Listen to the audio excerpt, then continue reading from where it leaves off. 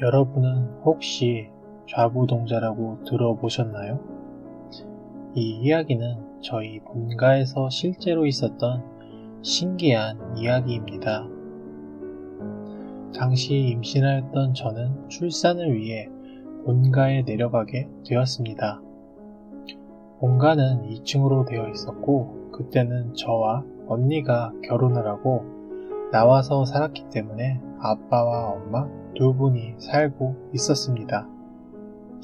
그때 당시 아빠와 엄마는 주로 1층에서 생활하셨고 저는 2층에 비어있던 방을 사용하고 있었습니다.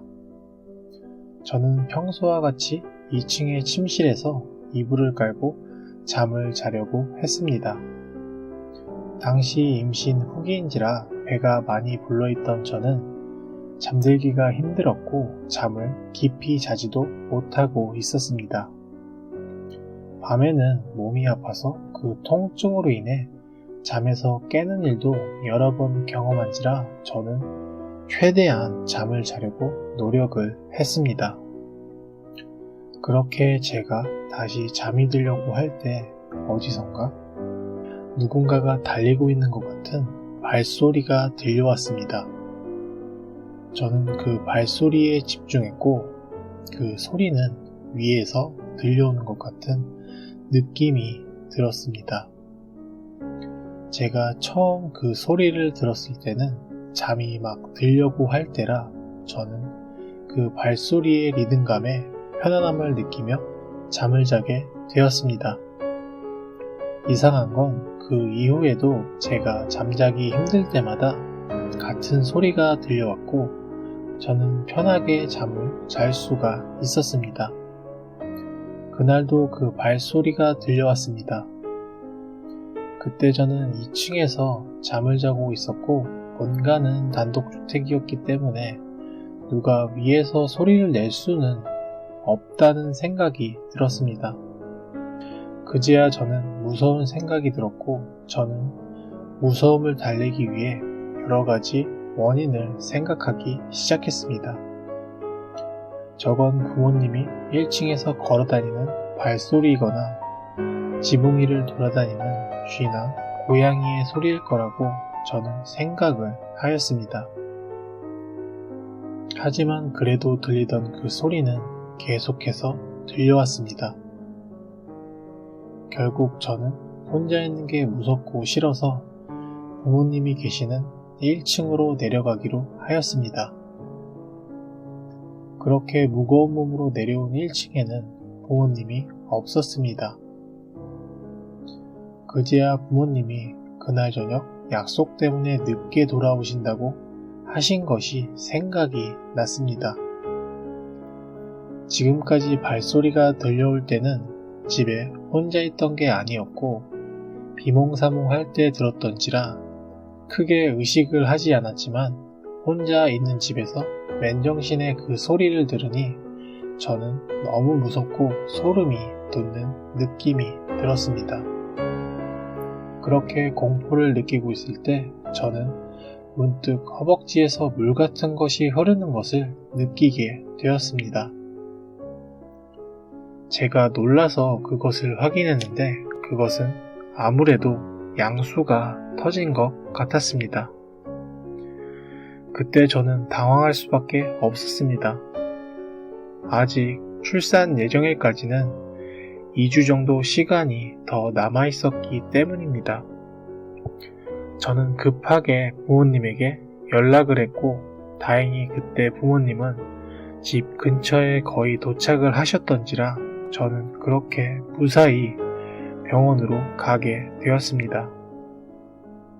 병원에 도착한 저는 얼마 안가 조기 출산을 하였지만 다행히 아이는 건강하게 태어날 수 있었습니다.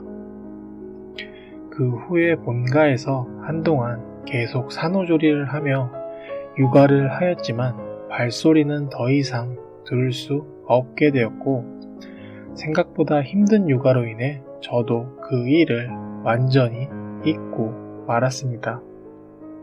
그렇게 시간이 흘러 몇 년 후에 가끔 다 같이 모이자는 부모님의 말씀에 누나와 저까지 아이들을 데리고 모두 친정으로 모이게 되었습니다.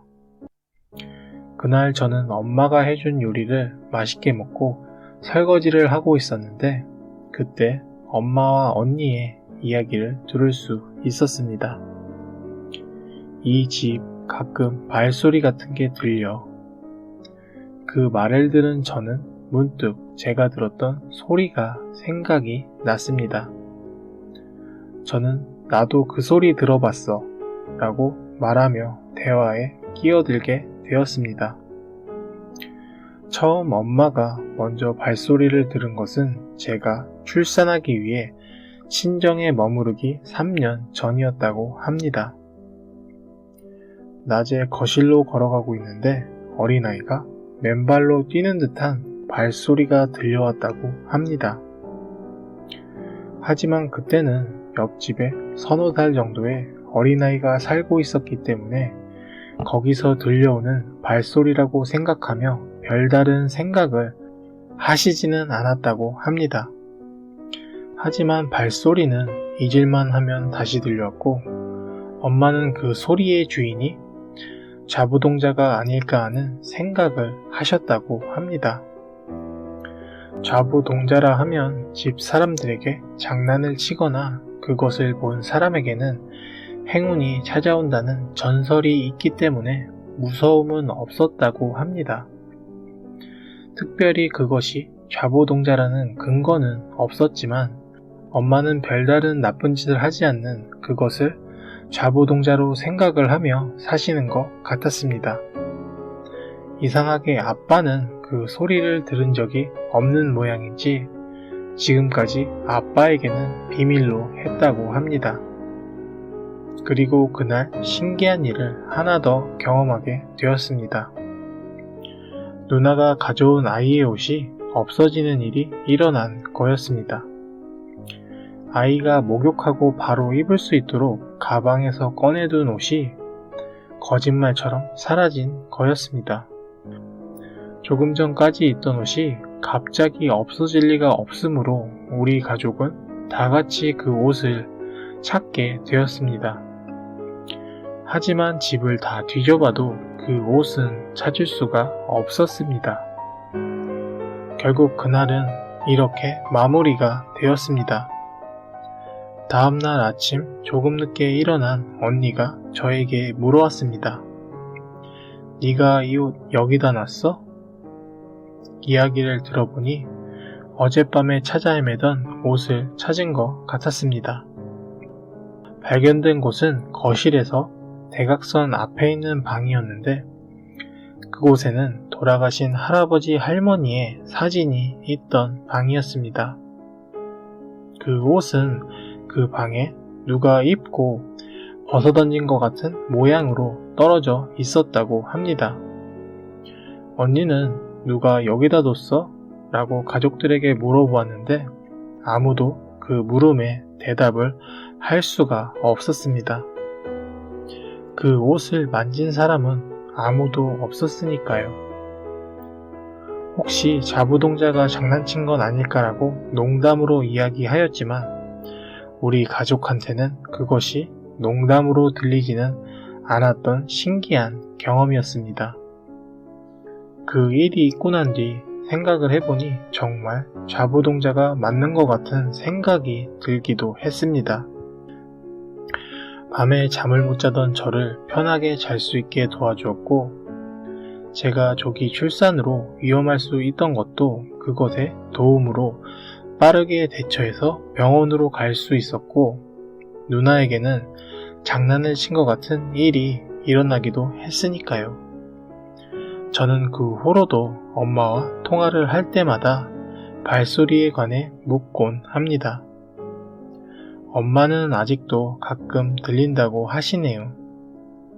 우리 친정에 사는 좌부동자는 아직도 그곳에 있는 것 같습니다.